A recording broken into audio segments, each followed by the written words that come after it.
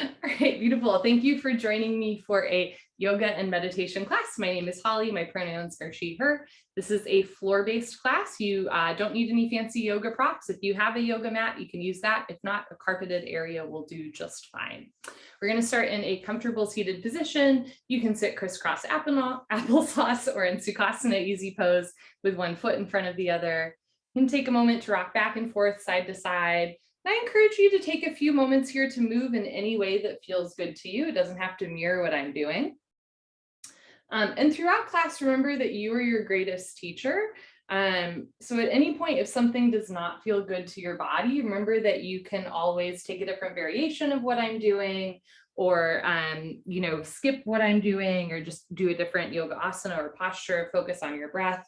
Yoga might be challenging at times, or from time to time you might try something new, but you're never going to a point of pain. So remember, you're your greatest teacher, and what we do throughout the next 40 minutes does not have to mirror one another. This is just a time to move and enjoy your body. And when we take a minute just to move in whatever way feels good to us at the beginning of class, that's already a reminder of, like, you probably already know what your body needs in this moment, right? And a lot of yoga is just coming into a little bit more awareness of our body and trusting our body as well, that our body knows what to do.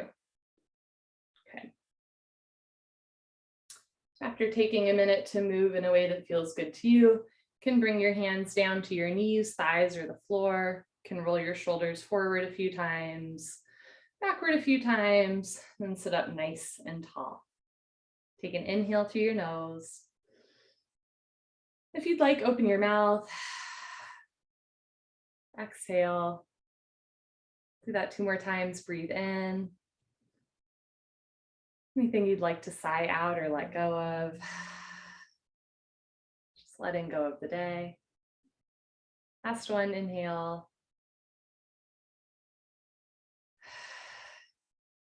Let it go through the exhale breath. For the rest of class, I encourage you to breathe in and out through your nose. In general, if you ever find that you're like gasping for breath or you can't breathe, that's usually a sign that you've gone too far in a yoga class. But there's exceptions to that, right? I've worked with students who have like deviated septums, who can't always breathe through their nose. So if you need to breathe through your mouth, that's also fine. But in general, you want to breathe through the nose because it soothes the central nervous system, and the nose hairs are actually like a filter. So breathing through your nose actually filters the air that you're taking in and out. Okay, wonderful. You're going to place your right hand outside of your right thigh and reach your left arm long overhead, stretching the left side body. Good. Drop the shoulder, lengthen the arm. Notice if you're tipping way to the right, try to press your left sit bone down. And it's also worth noting that I'm not mirroring you, so it might look like I'm moving my body to the left when in fact I'm moving my body to the right. You are welcome to follow my words or my body movements either way. Just know that I will do the right side of postures first, unless I forget, which sometimes happens. Good. Push your right hand into the floor, come back to center, float your left arm down. Good. Let's do the other side. Reach your right arm long overhead, stretching the right side body. Lengthen through your right arm, stretch the crown of your head up, and then drop your shoulder down. Take a breath here. Inhale and exhale. So again, if you're ever in a yoga posture and you find that you can't breathe, or you're holding your breath, or you're gasping for breath, that might be an invitation to ease up and do a little bit less. We want to flood our body with oxygen throughout class. Good. Push your left hand into the floor, come back to center, float your right hand down. Good. We'll do that a little faster. Inhale, reach your left arm long overhead. Exhale, come back to center, left hand down. Good. Inhale, right arm long overhead, connect to the breath. Exhale, come back to center, right hand down. Good. Inhale, left arm up. Exhale, left arm down. Breathe in. Breathe out. Good. Arms down. Take an inhale, sweep both of your arms up overhead. And that might look like this, right? But it might also look like this. Our ranges of motion are different, and that's okay. So moving in a way that feels good to you. You can spread your fingers wide, reach your arms up, feel your sit bones sinking into the floor. Good. Bring your hands together in prayer if that feels good. Take an inhale. And as you exhale, pull your hands through heart center like you're saying a little prayer. Good. Arms out and down by your side. Inhale, sweep your arms up and overhead. Palms together. Exhale, pull your hands through heart center. Connect to the breath. Good. Again, inhale, arms up. Exhale, hands through heart center. And this time, let your thumbs rest at your sternum. Press your palms together. Feel your biceps engage. Sit up nice and tall. Drop your shoulders. Bring your elbows down towards your ribs. Take a breath here. Still actively pressing palms together.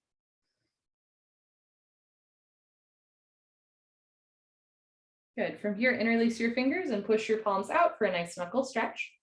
We have 28 knuckles and we want to stretch all of them. It's also a nice wrist stretch. Push your hands forward, drop your shoulders down, sit up tall. Good, release that grip, take your arms down by your side. Very nice. You're gonna keep your left knee bent, kick your right leg out, and the wider you bring your leg out, the more you'll feel an inner thigh stretch. From here, take your right hand outside of your right thigh. Gently flex your right toes back towards your face. There's just a little activation of the foot and reach your left arm long overhead.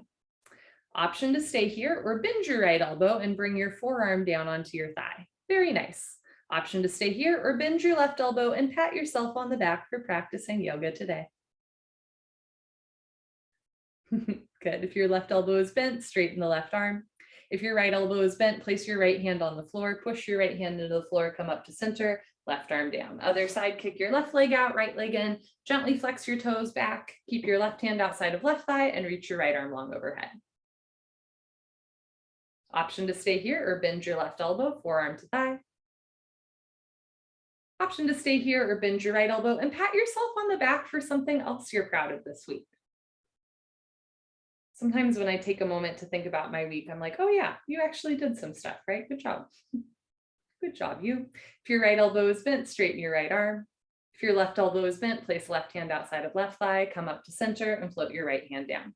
Keep your left leg kicked out, kick your right leg out. The wider you bring your legs apart, the more you'll feel the inner thigh stretch.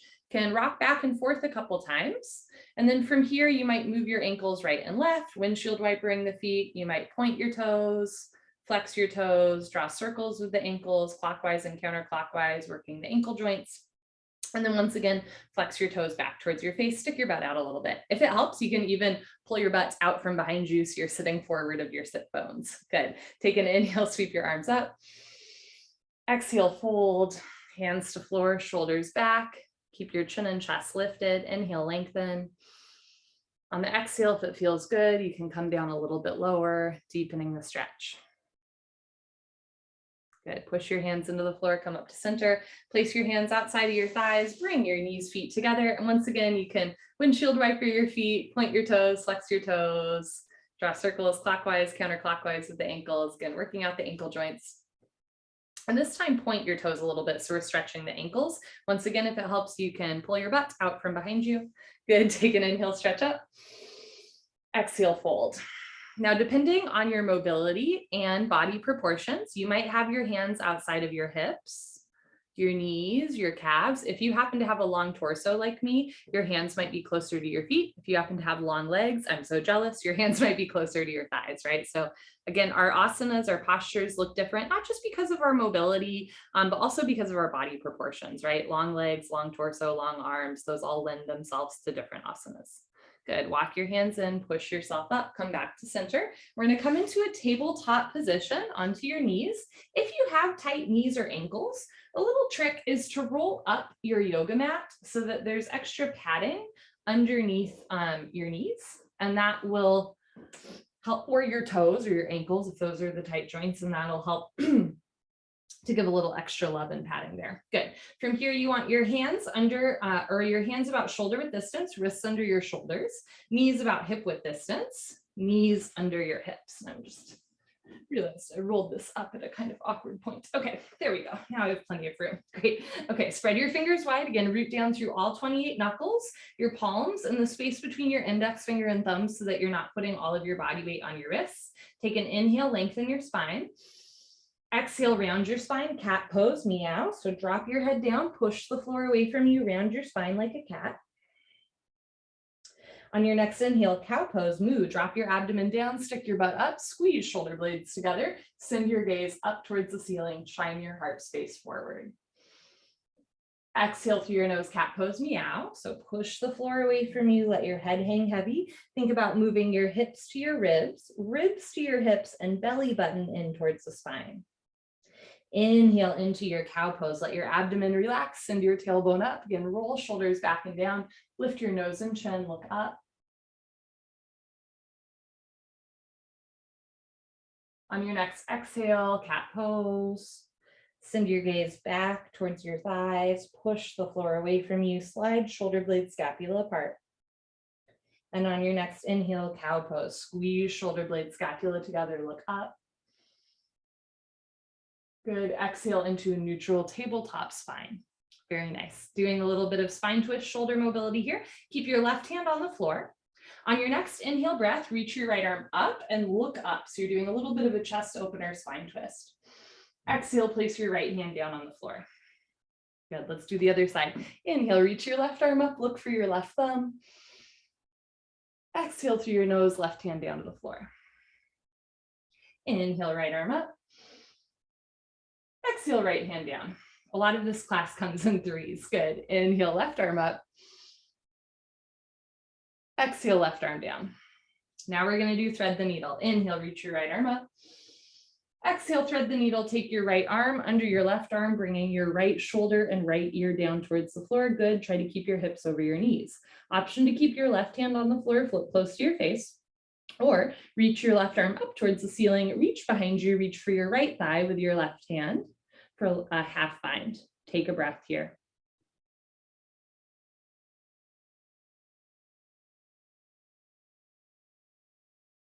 Good. If your left hand is straight behind you for a bind, reach your left arm up towards the sky. Place your left hand down on the floor, wrist under shoulder, push hand onto floor. On your inhale, unthread the needle, reach your right arm up, look up. Exhale, right hand down. Good. Let's do the other side. Inhale, left arm up. Exhale through your nose, thread the needle, take left arm underneath right arm, left shoulder, left ear to floor.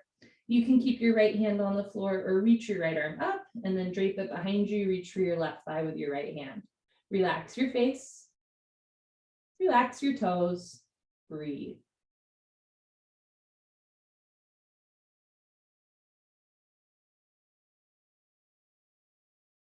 Your right hand is straight behind you, reach your right arm up towards the sky. Place your right hand down on the floor close to your face. Unthread the needle, inhale, reach your left arm up, look up. Good, exhale, left hand down to the floor. Very nice. Keep both hands on the floor. Look at your legs, identify left and right.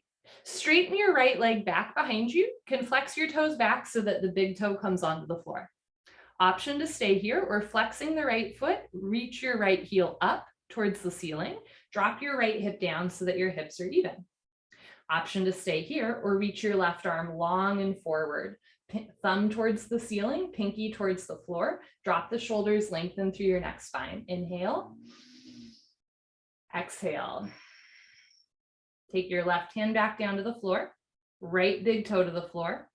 Bend your right knee, right foot on the floor. Right knee on the floor. Other side, lengthen your left leg, flex your toes back so that the big toe stays down. Option to stay here or lift your left heel up in line with the hip. Drop the left hip down, hips are even. Option to stay here or reach your right arm forward, thumb towards the ceiling. You might notice that this side feels different from the other side. It does for me. We are not symmetrical, and that's okay. Bring your right hand back down to the floor. Left big toe down to the floor. Bend your left knee, knee on the floor. Bring your big toes together. Open your knees wide for a wide-legged child's pose. And from here, you're going to sink your hips back and reach your arms forward. Bringing the forehead towards the floor. It might not touch, that's okay. It's a nice hip stretch. We're also lengthening through the lower back, the middle back, the upper back, through the shoulders, the neck spine. Picture your whole back getting a little bit longer. So imagine there's a little bit more space between each and every vertebrae.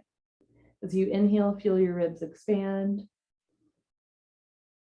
As you exhale, feel your ribs contract. Breathe in and breathe out.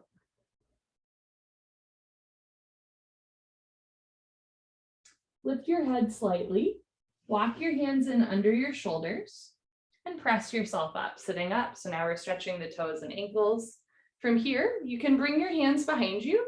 I'm coming out of focus a little bit. You can put your hands on your lower back and do a back bend, or if it feels good, you can interlace your fingers and do a back bend. I always feel like it's a metaphor when my camera goes out of focus. I don't quite know what it means, but we're doing a little back bend here. looking up and back. Good. If your fingers are interlaced behind you, uninterlace your fingers, put your hands on the floor. There we go. If your mat is rolled up, you can unroll your mat, and then we're going to come onto our abdomen for a little bit of spine work here. So have your feet relaxed on the floor about hip width distance. So the shoelace part of your feet is on the floor. We're going to start with a Sphinx pose. Bend your elbows so that your hands are about shoulder width distance. Option to have your elbows under your shoulders or walk your arms forward so that the elbows are a little bit more forward. Relax your feet, roll your shoulders back and down. Lift your heart space, keep your neck long, breathe.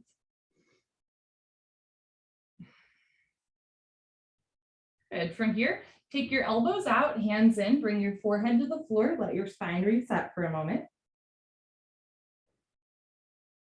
Now lift your chin, look forward, walk your hands in underneath your shoulders for a baby cobra. Place your hands flat on the floor, push down through your knuckles, and lift your chin and chest. Keep the elbows bent. Shoulders back, chest up. Option to stay here or take a little bit more of a cobra pose, maybe straightening the arms a little bit more, or even all the way. If you are straightening your arms all the way, try to keep your hips and pelvis down as you look up. Good. If your arms are straightening, slowly bend the elbows back into your baby cobra.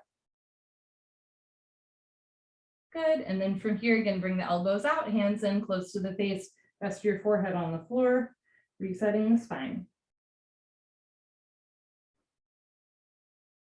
Good. Now look forward, bring your arms forward. Because of my small space, I'm running into my couch a little bit. Bring your arms forward like you're holding a beach volleyball in between your hands. So palms facing in, spread your fingers wide, point your toes, squeeze your butt, and start to lift your feet and hands off the floor. And if it feels good, maybe even try to lift your chest off the floor or your knees off the floor. This is our Superman pose. Keep your neck long, jaw relaxed, inhale. Exhale, lower down, elbows out, hands in, reset. Good, look forward, arms out to the side like airplane wings. This is our airplane pose. Point your toes, squeeze your butt, look up and lift. Feet off the floor, hands off the floor, maybe knees and chest off the floor. Inhale. Exhale, lower down, elbows out, hands in, forehead to floor. Good, last one. Look forward. This time, take your arms behind you, palms facing in, thumbs towards the floor, point your toes, squeeze your glutes, look up and lift. Imagine you have a number 2 pencil in between your shoulder blades and you want to squeeze it together as you look up. Good, exhale, lower down. This time, arms down by your side. You can look to your right with your left ear down towards the floor. Just a gentle neck and shoulder twist. And then lift your head, look to your left, right ear on your mat.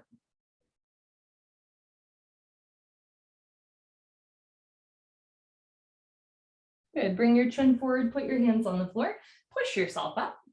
And we're going to turn and lie on our back the last little bit of class.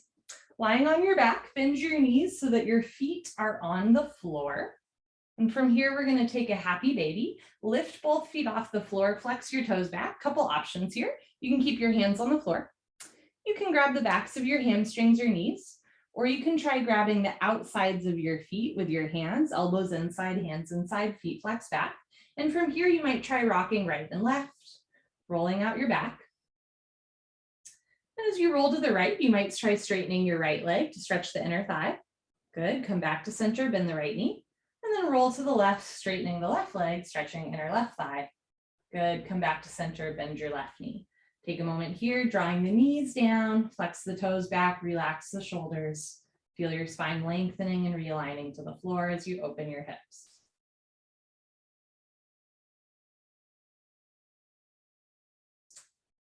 If you have your grip on your feet, release that grip, place your hands outside of your knees, bring your knees, feet together, relax your feet and draw your knees, thighs in towards your chest. From here, take your arms out to the side.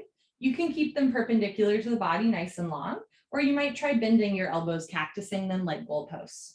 From here, roll to the right so that your left hip stacks on top of your right hip. Left shoulder down towards the floor, even if it doesn't quite touch, just think about bringing the left shoulder down. You can keep the back of your head on the floor or look to the left, bringing your left ear down towards the floor. Nice little spine twist, an abdominal wall twist. Great way to reset your backs. It's also good for digestion, especially as we go into the warmer months. If you're looking over your left shoulder, bring your head back to center. With or without the help of your hands, you can bring your left hip back down to the floor, and we will do the other side, roll to the left. Right hip stacks on top of left hip, right shoulder on the floor. Option to keep the back of your head on the floor or look to your right ear down towards the floor. Relax and breathe.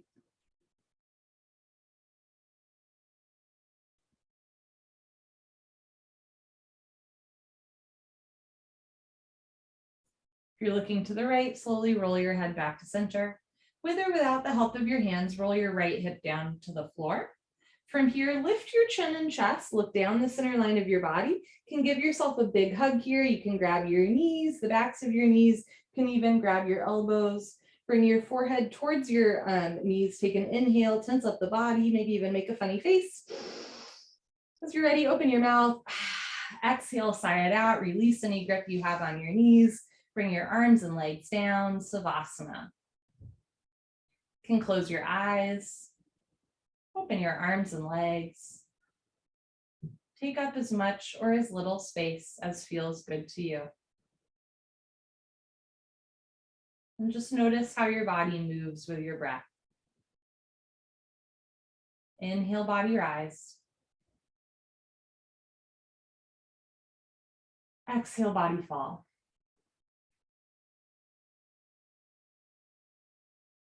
Breathe in and empty out.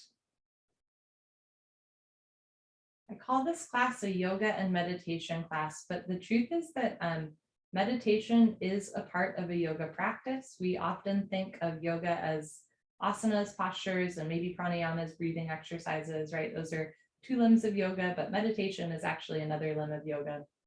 So all of this is in the same vein. And as you may or may not know, historically, yogis like way back in the day would use the asanas, the postures, in order to be able to meditate. So the idea is we kind of like move our body and shake it all out, and then maybe we're a little bit better able to sit still and breathe. For this meditation, you are welcome to continue to lie down on your back, or in a mindful way, you can make your way into a seated position or any other shape that feels good to your body at this time. There's no such thing as a good meditator or a bad meditator. There are simply people who meditate and people who do not. So for the sake of today, you are meditating. Sometimes when I meditate and I notice like I get bored or I get anxious or my mind wanders, I have a tendency to be my own inner critic and judge that experience. And through meditation, we actually learn to be a compassionate observer so that when we notice our mind is wandering, we just say, okay, my mind is wandering, I'm going to return to my breath. Or when we notice that we're maybe a little bored or anxious with a meditation, we say, okay, that's cool, right? And continue with the meditation. Again, there's no such thing as a good meditator or a bad meditator. And there's also no such thing as a good or a bad experience. Sometimes in yoga, the bored and the mundane and the profound live side by side, right? And the longer that we just choose to stay in a intentional space, the more we come into contact with that whole spectrum of emotions, the good, the bad, the fun, the sad. Okay. I'm now going to light a candle as a symbolic gesture that we are entering into a more intentional space. Being intentional with our breath, intentional with our body movements, and intentional with our thoughts.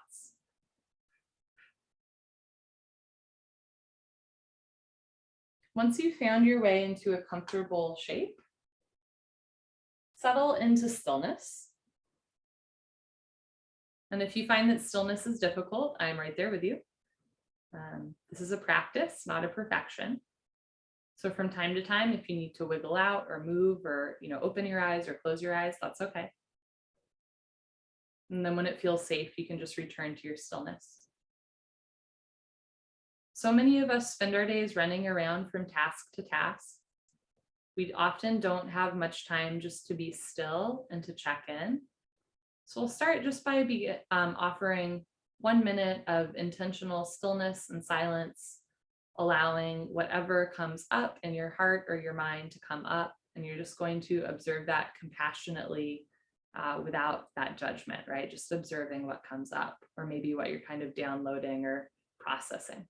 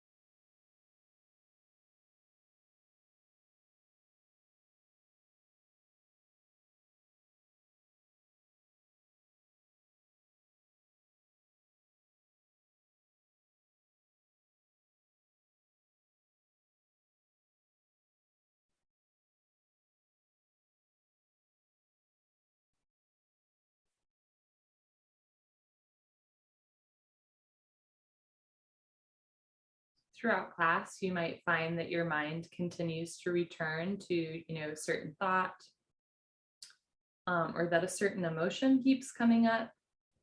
And this is just good to be aware of. And as we become more aware of our thought patterns and feeling patterns inside of a meditation space, we might also become more aware of them outside of a yogic space. And if we notice a certain thought pattern that isn't useful, right, we might be more inclined or aware of how to change that thought pattern. Or if we notice a certain feeling continue to arise, we might even start to learn how to turn towards that feeling with compassion and empathy and kindness, rather than away from it with shame or guilt. So through meditation, we learn not just how to turn towards joy or peace, but also maybe towards sorrow or confusion or shame. We learn not just how to, turn towards our triumphs and the things that went really well this week. We also learn how to lovingly turn towards the things that were maybe a little bit difficult or didn't go as planned. And we learn to become a compassionate observer rather than an inner critic. We'll take another minute in stillness.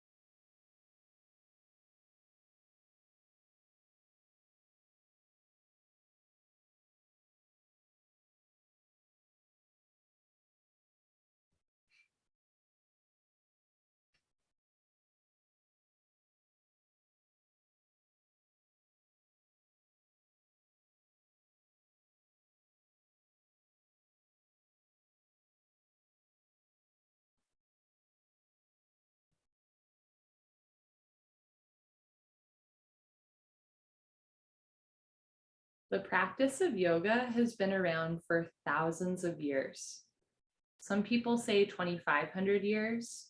Some people say up to 10,000 years on the subcontinent of India. Like many ancient traditions, it was first passed down orally, and then both orally and as well in writing. And some of those writings that are very old we still have, and some of them we don't have, right?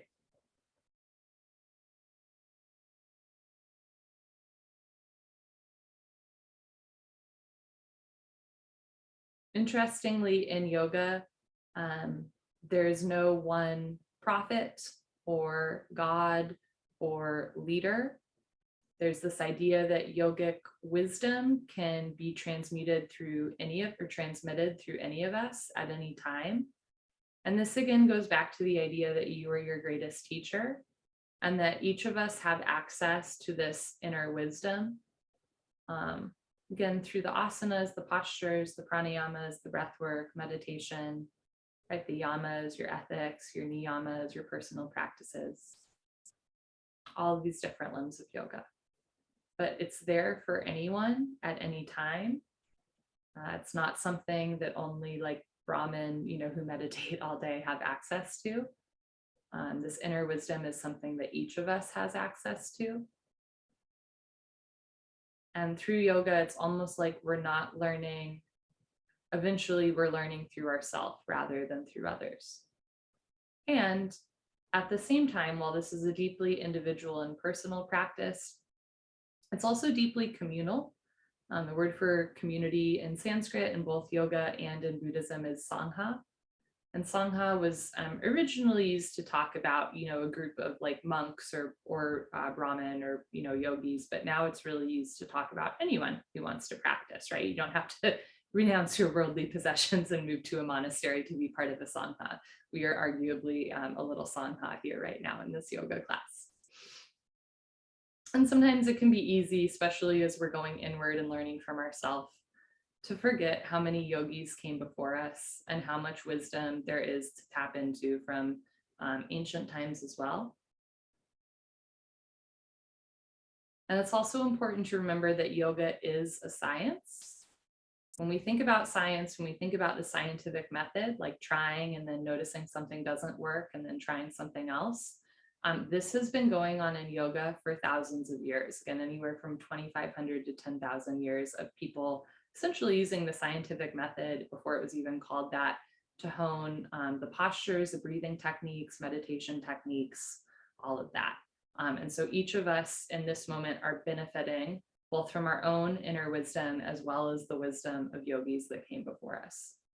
So I'd encourage you here to take a moment and think of one of your yoga teachers, preferably not me, but if I'm your only yoga teacher, you can't think of me. And if you don't have a yoga teacher, you might think of another teacher in your life, maybe from school or music or a religious circle or something like that. Or you can think of a yoga teacher of yours. You might think about all the things that they've taught you.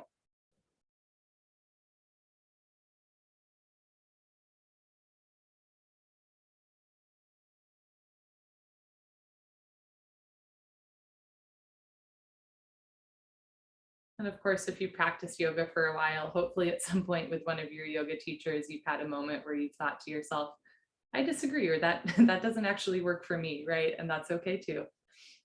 Our yoga teachers are very human, and sometimes our thoughts or our feelings or our bodies don't perfectly line up with theirs. So rather than placing our yoga teachers on pedestals, right, it's important to remember that you are your greatest teacher. And in this moment, we're sending some gratitude and love to a teacher in our life and their full humanness.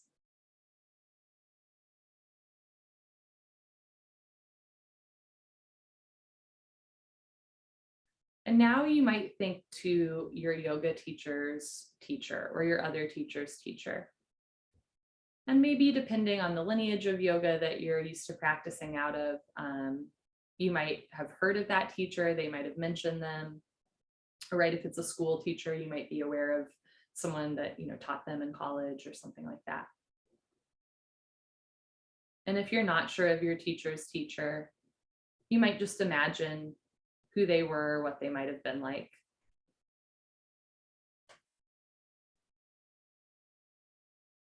Sending love to that teacher, gratitude to that teacher. Also remembering that they are very human, probably flawed, just like the rest of us.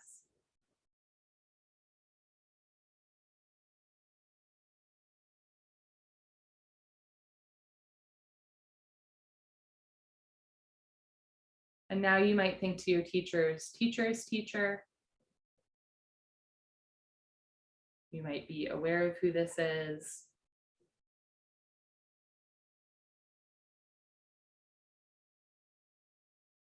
or you might just envision who they might have been, particularly thinking about, probably the time period that they were in, likely sometime in the mid or early 1900s, maybe what that might have meant for them, and also how yoga or whatever field you're thinking of might have been different then, right?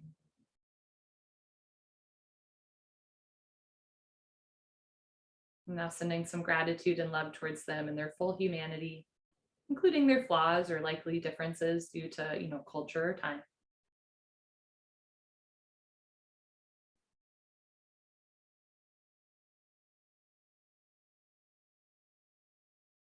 Now just take a moment and consider all of the centuries of knowledge and teachers that came before your teacher's teacher's teacher, and sitting with that. All of the people in their full humanity who used a scientific method both to hone and refine their yoga practice, and who also took time not just for self-study, but to pass down these beliefs, these practices to others because they thought it was worthwhile.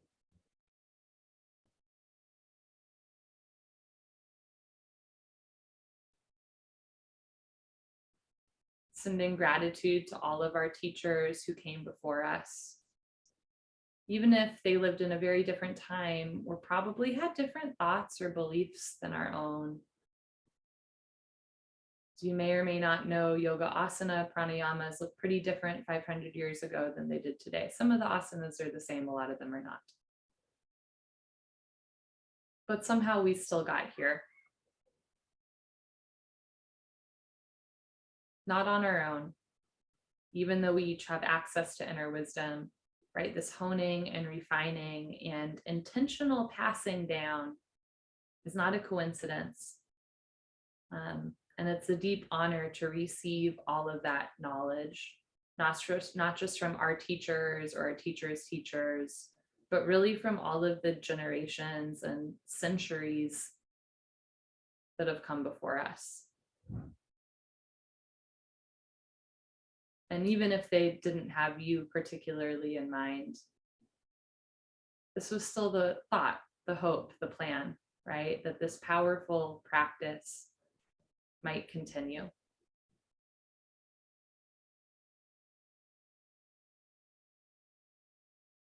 And now coming back into time, back to your teacher's teacher, back to your teacher, back to you.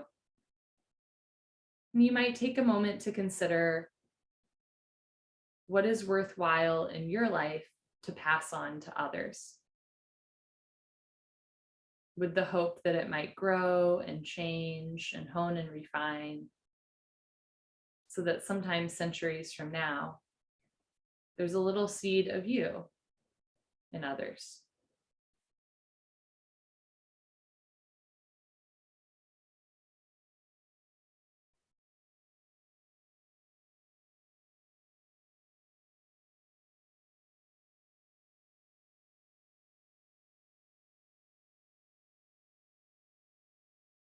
This might be a specific skill like music or baking or farming, or it might be an attribute like humor or compassion.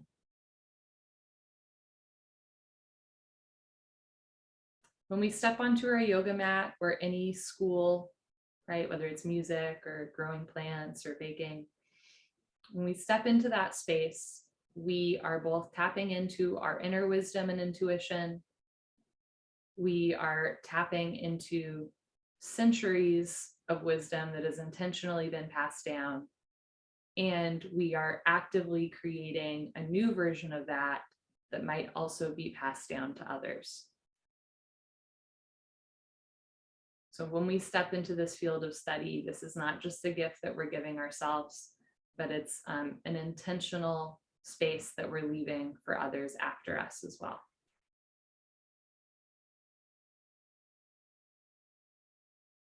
Send gratitude towards your teachers and all of the teachers that came before them.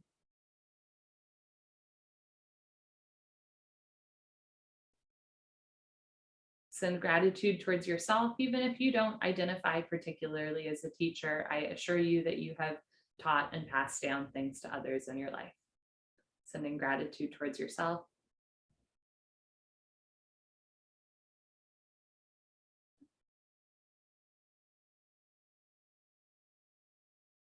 And now sending gratitude and well wishes towards the yogis that will come after us, that they may continue to find this wisdom useful and helpful, and that they may continue to hone it and refine it by using the scientific method. You can inhale, feel your body rise. Exhale, body fall. Breathing in, love of self. Breathing out, love of neighbor.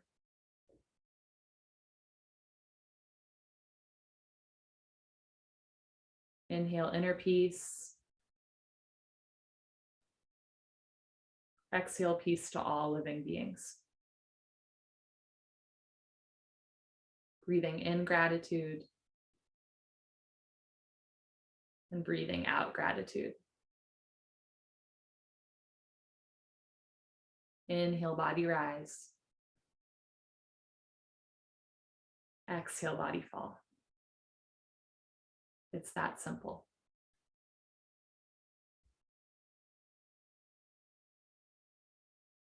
Every new inhale is an opportunity for a fresh start.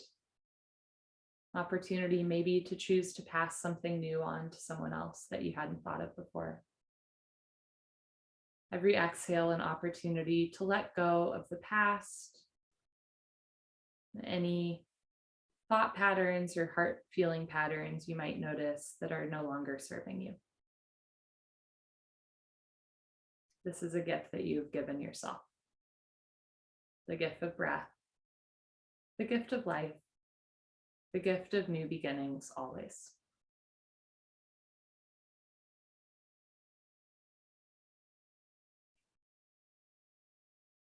You can stay in your meditative space for as long as you'd like, maybe even take a nap if that feels good.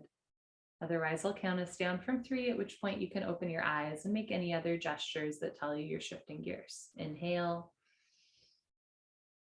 Let it go for 3, 2, 1. Now going to blow out this candle as a symbolic gesture that our meditation time is ending. And I'm letting the very real smoke clear the air as a reminder that when we take time to check in and be intentional, we literally change our relationship with the space around us and the air that we breathe.